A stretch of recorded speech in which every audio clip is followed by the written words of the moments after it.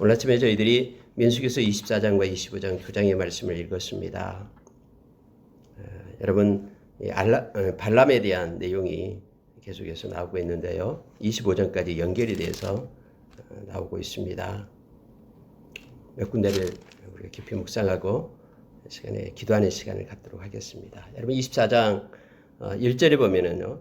발람이 자기가 이스라엘을 축복하는 것을 여호와께서 선히 여기심을 보고 전과 같이 점수를 쓰지 아니하였다.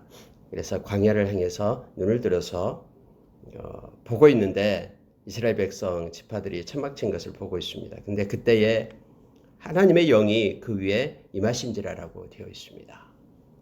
성령이 발람이 임했다라고 지금 성경은 기록해주고 있습니다. 발람이 계속해서 1차, 2차에서 저주를 바꿔 하나님께서 그의 입술에 축복의 말씀으로 바꿔서 이스라엘 백성을 축복하는 것을 알게 됩니다. 그때 이렇게 자기가 이스라엘을 축복하는 것, 즉 하나님의 그 명령대로 순종하면서 행하는 것을 깨닫게 됩니다. 이것을 하나님께서 기뻐하는 것을 그가 알았다라고 말합니다. 그래서 이제는 그가 점수를 쓰지 않았다라고 성경은 말합니다. 그럴 때에 하나님께서는 이제 하나님의 영으로 그 위에 임하게 하십니다. 네, 여러분 우리가 이럴 때 그럼 과연 발람이 성령 충만함을 받았을까? 우리 이렇게 생각을 해봅니다. 그러나 여러분 여기서는 성령 충만함으로 우리는 보지 않습니다. 이것은 성령님께서 강권적인 어떤 하나님의 통제에 들어갔다라고 우리가 봅니다. 하나님께서 그냥 모든 것을 어떤 발람의 임의대로 하지 못하도록 그의 전 인격을 하나님께서 통제 가운데 들어가게 하신 것입니다. 여러분 왜 이걸 알 수 있냐면요. 우리가 성령님께서 임하시고 성령 충만함을 받게 되고 하게 되면 우리는 하나님을 알게 됩니다. 왜냐하면 우리가 요한일서 2장 27절 이하에 보면은 우리의 마음 가운데 성령님이 기름을 부을 때 우리는 모든 것을 깨닫게 됩니다. 하나님을 우리가 알게 되고 깨닫게 되고 할 때 요한복음 17장 3절에 보면은 그를 아는 것이 곧 영생이다라고 우리에게 말씀해주고 있거든요. 예수 그리스도를 알고 하나님을 아는 것이 영생이 됩니다. 그러면은 성령의 기름 부음이 있고 또 우리 주님께서 그와 함께 있다 그러면은 그는 하나님을 깨닫고요. 하나님의 일을 알고 우리가 고린도전서 2장 8절 이하에서도 역시 세상은 성령을 알지 못하지만은 성령을 알게 될 때 성령님이 행하신 일이 하나님의 그 깊은 것까지도 깨닫게 하고 우리로 하여금 알게 한다라고 말합니다. 그래서 하나님의 일을 알고 하나님의 뜻을 알고 하나님의 마음을 알게 되는 것이 성령의 충만함을 우리에게 주셔서 우리가 증인이 되는 것이죠. 네, 여러분 다음에 보면은 이 발람이 하나님을 섬기는 선지자로 역할을 하지 않습니다. 이것으로 봐서 전적인 지금 저주하려고 하는 그 발람에게 성령님께서 그의 모든 것을 장악하는 그의 모든 그러한 마음뿐만 아니라 그의 모든 인격을 하나님께서 온전히 그렇게 강력하게 점령하는 내용을 여기서 하나님의 영이 그 위에 임하신지라로 표현하고 있음을 보게 됩니다. 여러분 이와 같은 일들을 우리가 성경에서 특히 구약에서 많이 보게 됩니다. 예를 들어서 바벨론 포로 생활했던 이스라엘 백성을 에레미야의 그 70년 예언 후에 그때가 BC 539년이죠. 그러니까 538년에 바벨론이 멸망을 당합니다. 그 메대와 바사의 왕국에 의해서 고레스에 의해서 멸망을 당하게 되죠. 그리고 1년 후에 BC 539년에 하나님께서는 그 고레스의 마음을 붙잡습니다. 그리고 여기처럼 이렇게 그의 마음 가운데 임재를 하는 거예요. 그래서 그의 입술을 통해서 그의 마음을 통해서 이스라엘 백성 모두가 다 예루살렘으로 올라가서 하나님의 성전을 건축하게끔 다시 재건하게끔 그렇게 행했음을 보게 됩니다. 그럼 만약에 여러분요, 그 고레스가 자기의 어떤 임의로 자기의 어떤 인격이 하나님께 합해서 또 하나님을 받아들여서 그랬다면은 그는 하나님의 종으로 서게 될 거고요. 평생 그곳에서 하나님을 찬양하고 경배했을 겁니다. 그러나 그렇지 않습니다. 하나님의 강력한 그런 임재가 모든 전인격적으로 하나님의 강력하신 그러한 임재가 있어서 그를 장악하는 것입니다. 지금 발람에게도 하나님께서 하나님의 영이 임해서 장악하는 거예요. 그랬더니 이 발람이 이제 하나님의 백성을 향해서 찬양하기 시작합니다. 그리고 예언을 쏟아놓기 시작함을 성경은 말해주고 있습니다. 발람의 자신의 의지와는 상관없이 성령이 이끄시는 대로 이스라엘을 축복할 수밖에 없는 상황 속으로 성령님께서는 끌고 가시는 것입니다. 오늘날도 동일하게 아무리 약한 자가 있다 할지라도 하나님의 강력한 그러한 인도하심과 이렇게 하나님께서 주권적으로 행하게 될 때예요. 그들을 통해서 또 역시 하나님의 선하신 그런 일들이 일어나게 됨을 알게 됩니다. 또한 하나를 우리가 기억하게 될 때 아무리 하나님의 그런 도구로 쓰임을 받았다고 해서 그가 구원받은 백성이냐 이것과는 또 별개의 문제라는 걸 알게 합니다. 여러분 그것은 우리에게서 난 것이 아니기 때문에 그렇습니다. 오늘날 많은 이들이 이것 때문에 교만해서 넘어집니다. 하나님의 도구로 쓰임받을 때 마치 자기가 뭔가 능력이 있어서 힘이 있어서 그런 것 같지만 그게 아니에요. 하나님께서 세우시고 하나님께서 사용하시기 때문에 하나님께서 은사를 주셔서 행하시는 것이기 때문에 자기에게 난 것이 아니기 때문에 우리는 온전히 하나님께만 영광 돌려야 됨을 우리가 이 말씀을 통해서도 또 깨닫게 됩니다. 여러분 이 발람이 이제 하나님께 성령에 붙잡히게 되니까 그가 입을 열어서 말하고 있는 내용들이 쭉 기록이 된대요. 그중에 특히 5절 보십시오. 야곱이여 내 장막들이 이스라엘이여 내 거처들이 어찌 그리 아름다운고 하면서요. 그의 마음 가운데 하나님의 백성들이 너무너무 아름답게 느끼는 거예요. 그리고 오늘 이것을 기록하고 하나님의 마음을 이것을 읽는 우리에게 가르쳐줘요. 우리를 보고 계시는 하나님의 그 마음이 어떠한가를 말씀 속에서 우리로 하여금 알게 합니다. 여러분 하나님은 우리를 너무너무 사랑하시고요. 너무너무 아름답게 보십니다. 정말로 우리를 향한 하나님의 사랑이 얼마나 크고 깊은지를 말씀은 우리에게 가르쳐주죠. 자, 발람의 입을 통해서요 말합니다. 너무너무 아름답다라고 말합니다. 동산 같고 백향목 같도다. 그리고 들소 같고 수사자와 암사자 같이 하나님께서는 그에게 힘을 공급하고 능력으로 세울 것이다라는 걸 말해주고 있습니다. 특히 9절에 보면은요. 꿇어앉고 누움이 수사자와 같고 암사자와도 같으니 일으킬 자 누구이랴.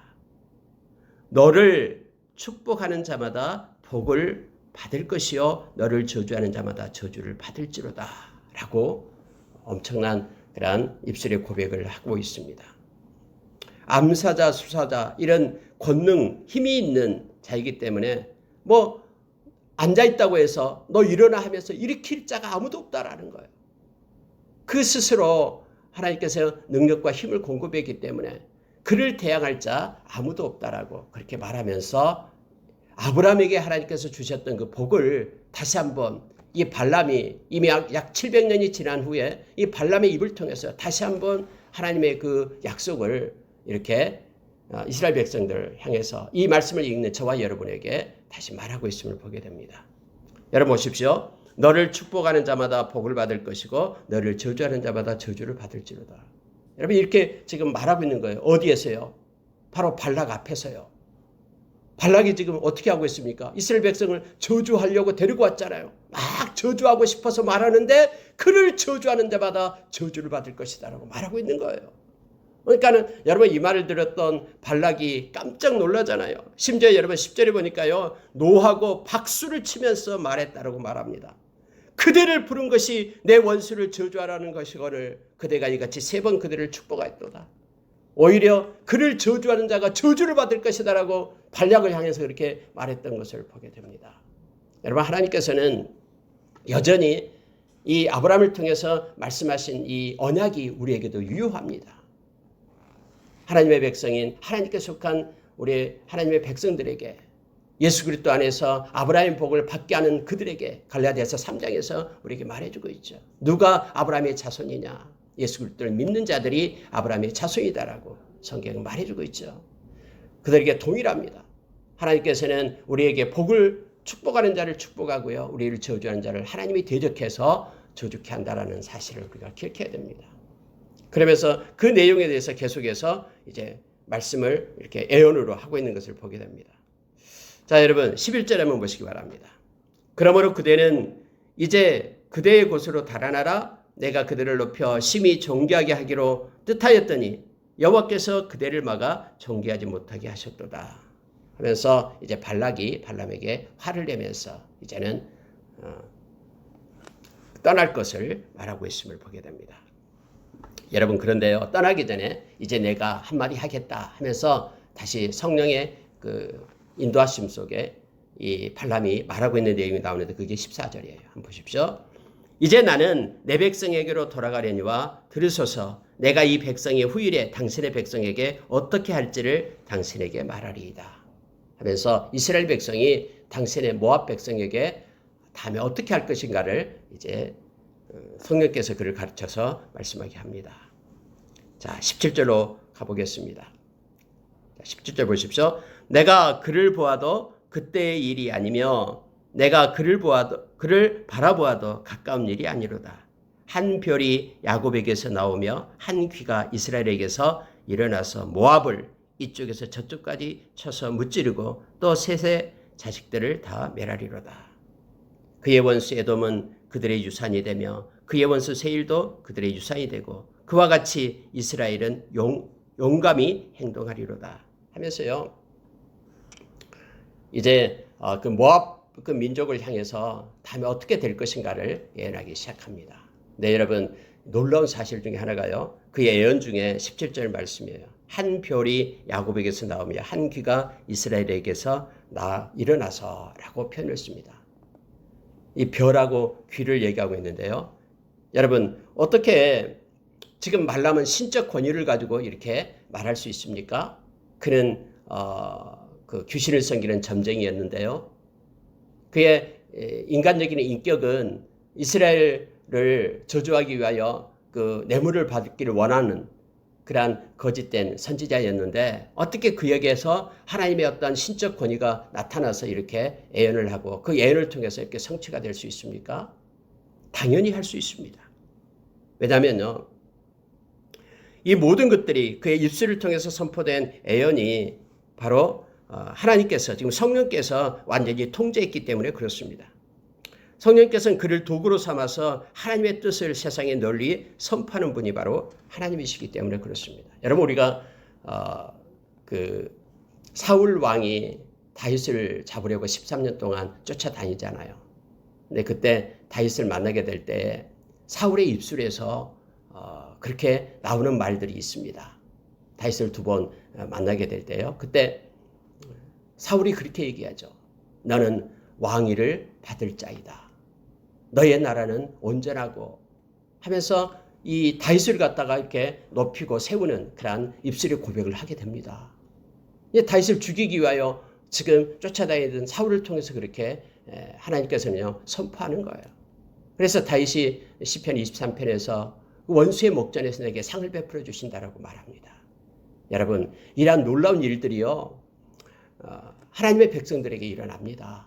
막 우리를 대적하고 죽이려 했던 그러한 원수의 목전에서 하나님께서 임재하셔서 하나님께서 일하실 때는요 그들을 통해서 오히려 높임을 받고요 세워지게 됨을 성경 말해주고 있어요. 여러분, 이 발람을 통해서도 하나님께서 이렇게 이스라엘 백성을 향해서 하나님께서 행하시는 그런 일들을 이렇게 고백하게 하고 선포하게 합니다. 특히 여러분요, 예수 그리스도 메시아가 이 땅에 오실 것을 발람을 통해서도 지금 말하고 있는 것을 보게 됩니다. 한 별이 나왔다라는 것은요, 이 별이라는 것은 왕의 영광을 나타내는 말입니다. 규라라는 것은 왕의 통치권을 상징하고 있죠. 따라서 야곱의 혈통에서 세상 모든 열방을 통치하고 또 모든 것들을 갖다 다스리는 그러한 별과 규가 나올 것임을 말하면서 예수 그리스도가 이 세상 열방 가운데 나타날 것을 말하는 메시아적 표현을 지금 발람을 통해서 하고 있음을 보게 됩니다. 그래서 에돔, 세일, 또 뒤에 아말렉, 겐, 그 주변에 있는 모든 족속들이 말하고 있는 거예요. 그들의 지식이 그 주변에 알고 있는, 즉 발락이 들을 수 있는 그러한 민족들을 다 말하면서 지금 하나님께서는 이 발람을 통해서 말씀하고 있음을, 메시아가 등장할 것을 말하고 있음을 보게 됩니다. 자, 여러분 23절로 넘어가면은요, 또 예언하여 이르기를 슬프다 하나님이 이 일을 행하시리니 그때의 살자가 누구이랴 라고 말하는 거예요. 이 모든 주변의 민족들 하나님께서 이렇게 심판하고 또 예수 그리스도를 통해서 하나님의 백성을 다시 세우고 그의 백성이 아닌 모든 이들에게는 하나님의 심판이 임할 것을 말하면서 지금 슬프다 하나님이 이 일을 행하시리니 그때의 살자가 누구이랴 라고 말하고 있음을 보게 됩니다. 하나님께서 행하십니다. 그리고 하나님께서 말씀하신 모든 것들은 하나도 땅에 떨어짐 없이 성취되는 것임을 성경은 말하고 있죠. 우리가 이사야서 55장에 보면은 8절 이하에서 하나님께서 행하시는 그런 하나님의 생각과 하나님의 길은 우리 인간의 생각과 길과는 다르다라고 말씀하시면서요. 11절에 내려가면은 여호와의 입에서 나온 모든 말씀은 하나도 소멸되는 법이 없고 반드시 그 뜻을 이룬다라고 말합니다. 그리고 하나님께로 돌아가며 또 형통하게 하나님의 영광의 형통함을 이룬다라고 우리에게 말씀해주고 있습니다. 하나님께서는 이 발람을 통해서 이렇게 하나님의 일을 이루십니다.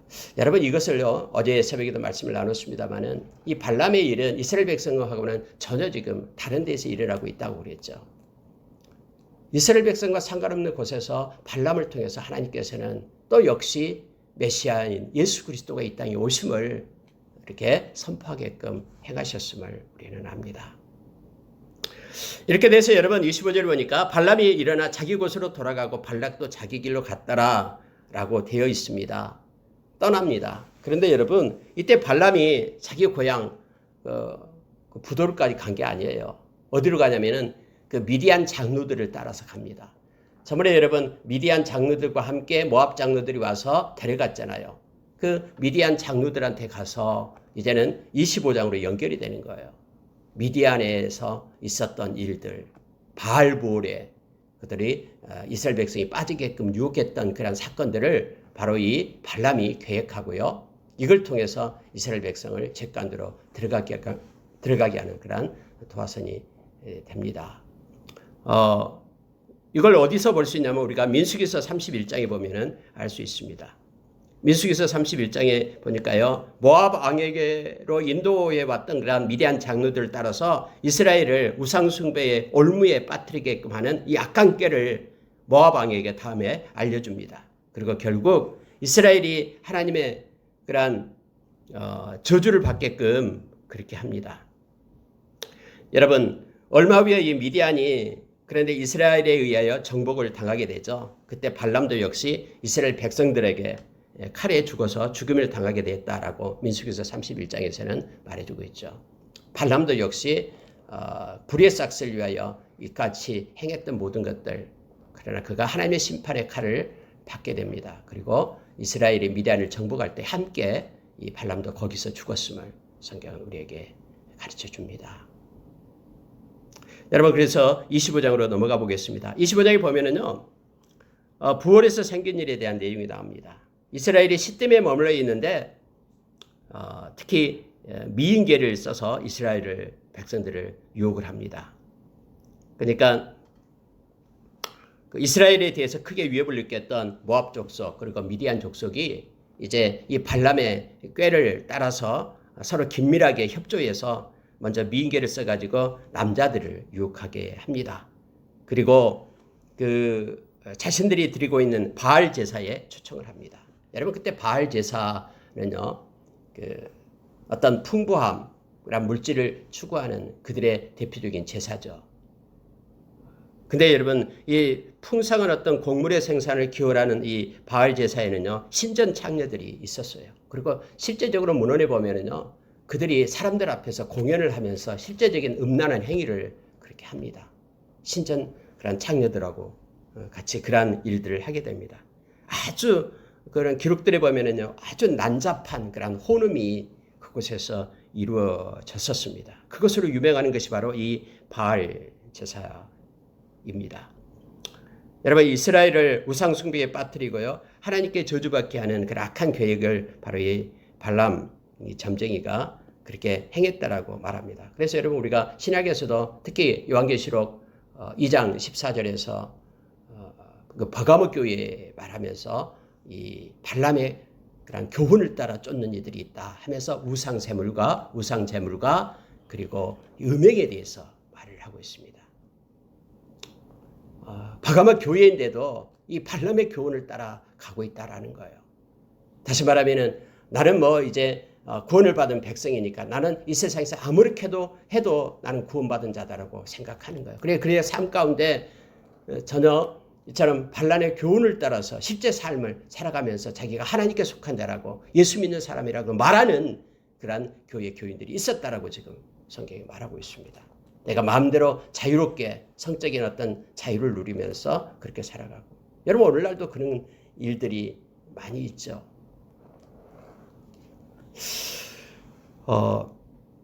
그래서 여러분 이것이 모든 것이 다 25장이 이 발람의 꾀, 발람의 교훈을 따라서 그렇게 한다고 했기 때문에 이것들이 다 바알보올이 발람에 의해서 이루어진 일들이다라는 걸 성경은 말해주고 있습니다. 여러분 보십시오. 3절에 보니까는 2절 보십시오. 2절부터요. 그 여자들이 자기 신들에게 제사할 때에 이스라엘 백성을 청하며 백성이 먹고 그들의 신들에게 절함으로 이스라엘이 바알보올에 가담한지라 라고 되어 있습니다. 여호와께서 이스라엘에게 진노하시니라 라고 말씀하고 있죠. 여러분 하나님께서는요, 이 하나님의 백성이 전혀 상관없었던 그런 발락과 발람의 일에서는 하나님의 백성을 축복하고 또 그들을 통해서 하나님의 백성을 얼마나 사랑하는지를 우리에게 보여주었습니다. 그런데 그들이 미혹할 때, 유혹할 때 그들에게 넘어갔던 하나님의 백성들, 즉 하나님의 백성이 그 죄에 가담하게 될 때 하나님의 진노가 하나님의 백성에게 임했음을 성경은 말해주고 있죠. 그것에 죄와 접속이 되고 죄와 가담이 될 때 하나님께서는 하나님의 백성을 진노하십니다. 이건 당연한 것이죠. 만약에 내 자녀가 잘못된 길, 거짓된 길로 가고 있을 때 만약에 그것을 통제하지 않고 그것을 갖다가 하나님께서 징계하지 않는 그러한 아버지가 있다, 부모님이 있다 그러면 진짜 부모가 아니겠죠. 하나님께서도 역시 동일합니다. 우리가 히브리서 12장에서 늘 말씀을 드립니다마는 하나님께서는 책망을 하십니다. 하나님의 책망이 있습니다. 특히 책망할 이유가 하나님의 거룩한 자로, 하나님께 속한 자로 서게 하기 위하여, 하나님의 의를 가지고 살게 하기 위하여, 또 하나님이 공급하는 그러한 기쁨, 그 평강을 가지고 살게 하기 위하여 하나님이 그렇게 징계하고 세우십니다. 세상이 주는 모조품, 그러한 기쁨을 가지고 살지 않게 하기 위하여 그 미혹을 끊어내도록 하나님께서 이끄신다라고 우리에게 가르쳐주고 있죠. 동일하게 여러분, 우리 안에 계신 성령님께서도 우리가 잘 아는 요한복음 16장 8절 이하에서 우리에게 말했죠. 우리를 책망하는데 죄에 대해서 반드시 책망을 합니다. 그래서 성령께서 우리 가운데 죄에 대해서 책망할 때 우리가 죄를 떠나고 회개하고 하나님께로 돌아와서 거룩한 자가 되어야 됩니다. 또 의에 대해서 책망을 한다고 성경이 말해주고 있죠. 의는 믿음에 대한 것입니다. 믿음으로 의롭다함을 우리가 있기 때문에 세상에서 믿음으로 살 것을 우리에게 책망합니다. 또 심판에 대해서 책망한다고 우리에게 말해주고 있죠. 이 세 가지를 책망을 합니다. 다시 말하면 세상의 어떤 가치와 논리로 사는 자가 아니라 그리스도의 심판대 앞에 우리가 서게 된다라는 것. 그래서 영원한 하나님의 나라를 받을 하나님의 나라의 백성으로서 하나님의 논리와 하나님의 가치로 하나님이 주신 그 기쁨으로 살게끔 우리를 성령께서 그렇게 책망한다라고 가르쳐주고 있습니다. 여기에서 여러분 바알보올에 가담하게 될 때 하나님께서는 진노하십니다. 왜냐하면 하나님의 백성을 사랑하기 때문에 그렇습니다. 특히 여러분 하나님은 모세에게 이렇게 말합니다. 백성의 수령들을 잡아서 태양을 향하여 여호와 앞에 목매어 달라라고 말합니다. 여호와의 진노가 이스라엘을 그렇게 하면 떠나게 될 것이다라고 그렇게까지 말씀을 합니다. 5절을 보십시오. 모세가 이스라엘 재판관들에게 이르되 너희는 각각 바알보올에 가담한 사람들을 죽이라 하면서 바알보올에 가담한, 그래서 하나님을 버리고 이 거짓된 것을 섬기는 그러한 백성들에게 이 하나님께서는 그들을 목매어 달라. 그리고 모세를 통해서 그들은 죽이라라고 명령을 받게 됩니다. 그때 여러분, 자 27절에 보시기 바랍니다. 한 사람이 미디안 여인을 데리고 장막으로 들어가는 것이 목격이 됩니다. 하나님께서 그렇게 지금 진노가 있는 그 와중에도 이러한 일이 계속해서 이루어지고 있었다라는 것을 보게 됩니다. 이걸 보고 있던 그 아론의 손자 엘레아살이 제사장이죠. 그의 아들 비느하스가 회중에게서 창을 들고 쫓아갑니다. 그리고 성경대로 아주 이 개인적인 사건인데 성경은 리얼하게 이렇게 묘사해주고 있는 걸 보게 됩니다. 심지어 창을 가지고 그 남자와 여자의 배를 뚫어서 죽였다라고까지 표현을 합니다. 그리고 그때 연병이 나타났는데 하나님의 진노가 나타나면 전에 연병으로 나타났죠. 근데 여러분 그때 연병이 그쳤다라고 성경 말합니다. 그러면서 여러분 9절을 보십시오. 그 연병으로 죽은 자가 24,000명이었더라 하면서 그 정확한 숫자를 성경에 기록해 두고 있습니다. 다시 말하면요. 약 24,000명이 많은 이들이 이 바알보올에 참여했다라는 거예요. 지금까지는 여러분 광야를 이렇게 계속해서 하나님의 인도하심 속에 오다가 진짜 상상할 수 없는 희한한 그러한 축제를 만나게 된 거예요. 야, 이런 것도 있어 세상에 하면서 그러한 음란 속에 그들이 미혹되어서 빠지게 된 겁니다. 그러면서 너더라도 하면서 막 옆에서 얘기하니까 달려간 거예요. 그래서 수많은 그러한 남자들이 그곳에 가서 그러한 음행을 저지르려 하는 그러한 일들이 있었다라는 것을 성경은 우리로 하여금 가르쳐 줍니다. 오늘날도 여러분 그렇습니다. 하나님의 백성들이 이 땅에서 거룩을 가지고 살아야 되는데요. 점점점 이 세상의 음란은 그리고 하나님의 백성들을 미혹하면서 유혹합니다.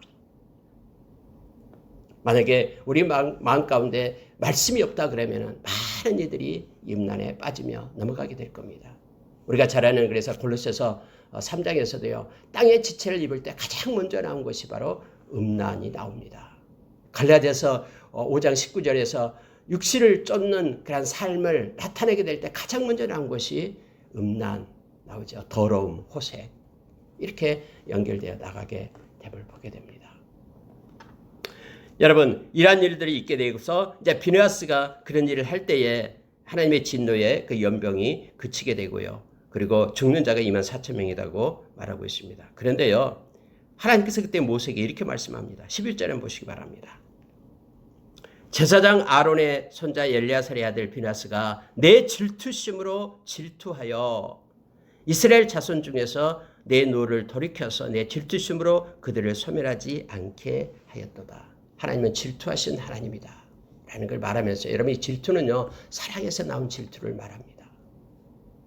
하나님은 절대로 자기 것을 뺏기지 않습니다. 그리고 질투하시는 하나님. 근데 내 질투심으로 그들을 소멸하지 않게 하였도다 라고 말합니다. 비느하스 때문에 내가 얼마나 그들을 사랑하는지 계속해서 하나님께서 이 질투심으로 인하여 그 하나님의 사랑을 떠난 이들을 갖다 징계하려고 했는데 이 비느하스 때문에 나의 징계가 멈춰서 그들을 살렸다라고 그들을 소멸하지 않게 하였다라고 말하고 있습니다. 그러므로 12절 보십시오. 그러므로 말하라 내가 그들에게 내 평화의 언약을 주리니 내가 그에게 내 평화의 언약을 주리니 라고 말합니다. 여러분 평화의 언약이 비느하스가 받게 돼요. 여러분 평화의 언약이 무엇입니까? 비느하스와 그의 후손들이 대제사장 직분을 허락한다라는 사실을 가리키고 있습니다. 여러분 이 은혜는 비느하스가 죄를 제거한 사실로 인하여 주어진 것임을 우리가 이 말씀을 통해서 보게 됩니다. 결국 여러분 중요한 것을 우리에게 가르쳐 줍니다. 죄가 있는 상태에서는 절대로 평화가 없습니다. 죄가 소거되고 죄가 없어질 때 평화의 언약, 즉 평강이 우리에게 임함을 알게 됩니다. 결국 하나님과 인간 사이의 참된 평화는 죄가 청산될 때에 가능하다라는 사실을 이 비느하스를 통해서 우리에게 보여줍니다. 하나님은 그래서 비느하스를 통해서 그 죄가 단절되고 소멸될 때에 하나님은 그에게 내가 평화의 언약을 준다라고 말하고 있습니다. 오늘날도 동일합니다. 우리 가운데 죄가 있을 때는요, 그 죄로 인하여 절대로 우리는 하나님이 주시는 평강을 누릴 수 없습니다. 우리의 죄가 예수님의 보혈로 깨끗이 씻겨질 때, 그리고 거룩한 하나님의 백성으로 우리가 세워지게 될 때, 그때야 비로소 하나님이 주신 평강 속에 우리가 머물게 됨을 알게 합니다. 우리가 잘 아는 여러분, 하나님의 나라, 로마서에 나온 하나님의 나라는 성령 안에서 의와 평강과 희락이라 그랬죠. 언제나 거룩한 성령 안에서만 하나님의 의, 그리고 하나님의 평강과 희락이 우리 가운데 머뭅니다. 자, 여러분 13절 한번 보시기 바랍니다. 그와 그의 후손에게 영원한 제사장 직분의 언약이라 하면서 계속해서 하나님께 예배하는 자로 세우겠다라고 말합니다. 이것을 평화의 언약이라고 말합니다. 그가 그의 하나님을 위하여 질투하여 이스라엘 자손을 속죄하였음이니라. 그래서 죄를 떠나게 했기 때문에 영원히 평화의 언약을 주겠다라고 하나님께서는 다시 한번 말합니다. 그 남자 이름이 시므리입니다. 그리고 여자의 이름이 고습입니다. 하나님께서 이렇게 그 남자 여자 이름까지 정확하게 성경에 기록해 놓고 있음을 보게 됩니다.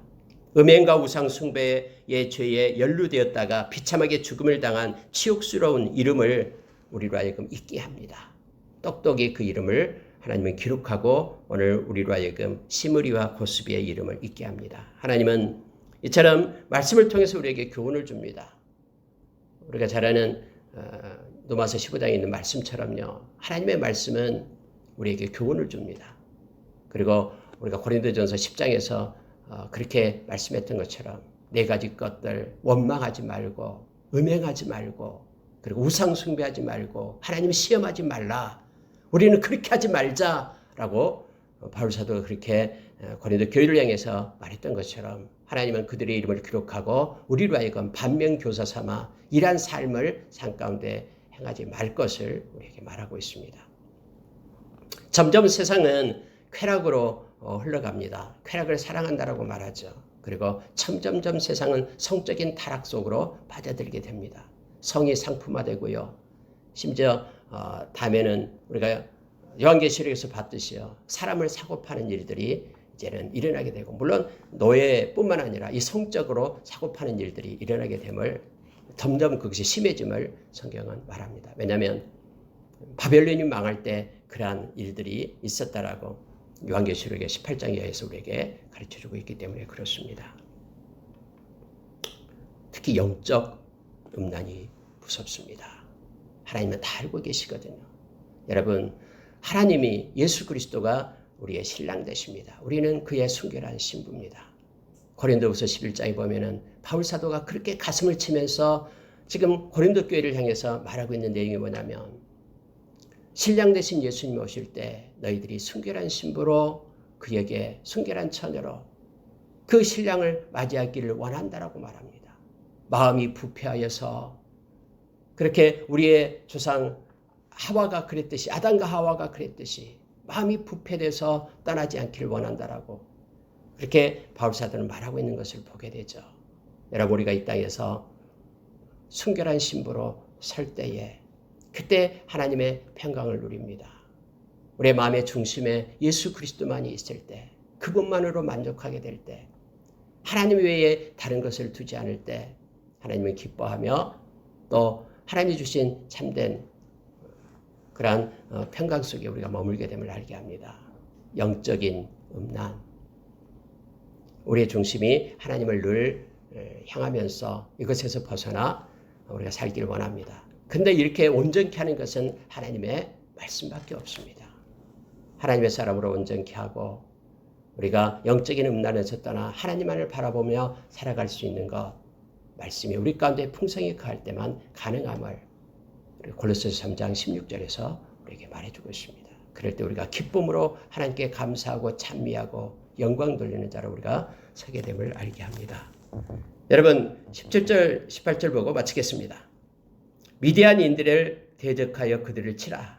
이는 그들이 속임수로 너희를 대적하되 부올의 일과 미디안 지휘관의 딸 곧 부활의 일로 연병이 일어난 날에 죽임을 당한 그들의 자매 고수비의 사건으로 너희를 유혹하였음이니라 해서 하나님의 명령을 받고 민수기서 31장에 보면은 그 땅을 치게 됩니다. 그리고 거기에서 발람도 죽게 되었음을 성경은 우리에게 가르쳐주고 있습니다. 말씀을 마치겠습니다. 오늘 24장과 25장을 통해서 하나님께서 우리 가운데 거룩한 신부로 설 것을 우리에게 말씀해 줍니다. 뿐만 아니라 하나님께서는 어떤 세상의 악한 자라도 또 그러한 우리를 저주하는 그러한 입장에 서 있는 자라도 하나님의 영이 함께 하실 때에 그들을 완전히 장악할 때에 그들을 아무것도 할 수 없는 자가 됨을 오히려 그들의 저주를 바꿔서 축복으로 하나님께서 행하셨음을 우리가 알게 됩니다. 오늘 하루도 하나님이 우리가 하나님을 의탁하고 하나님과 겸손히 동행할 때 세상의 어떤 악한 것도 우리를 만지지 못할 것입니다. 그리고 우리는 더욱더 내면적으로 거룩한 자로 하나님 앞에 서기를 원합니다. 코람데오 신앙으로 오늘도 정직하게 하나님 앞에 서서 하나님께 영광 돌려 우리의 삶이기를 원합니다. 기도하겠습니다.